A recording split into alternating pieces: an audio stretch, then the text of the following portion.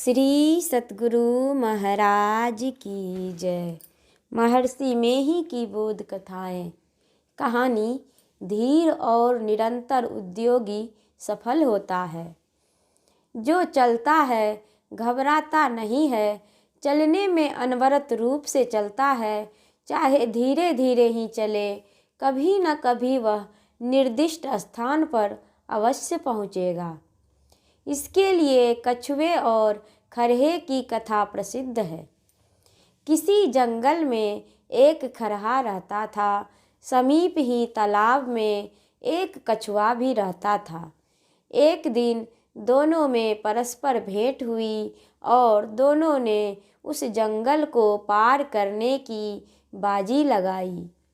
दोनों नियमित समय पर जंगल को पार करने के लिए अपनी अपनी चाल से चल पड़े।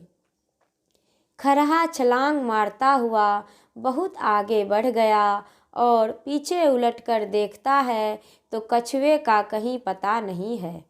खरहा मन में सोचने लगा, भला कछुआ कब मुझसे आगे बढ़ सकता है। अच्छा, कुछ देर इसी झाड़ी में आराम कर लूं, फिर छलांग मारते हुए जंगल को पार कर जाऊंगा।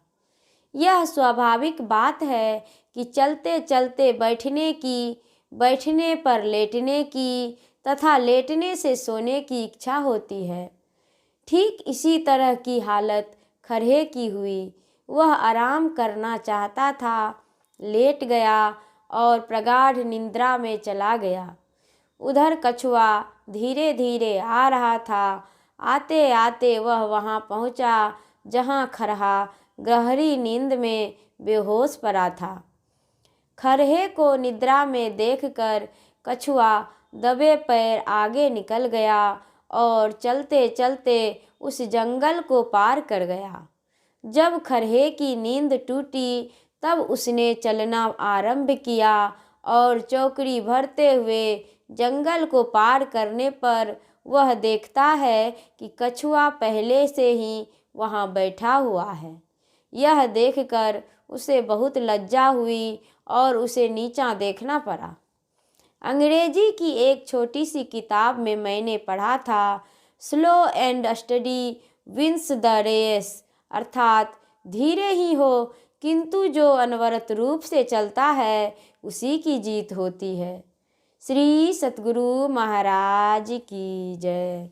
यह प्रवचन सत्संग सुधा प्रथम भाग पृष्ठ 48-49 से लिया गया है। श्री सतगुरु महाराज की जय।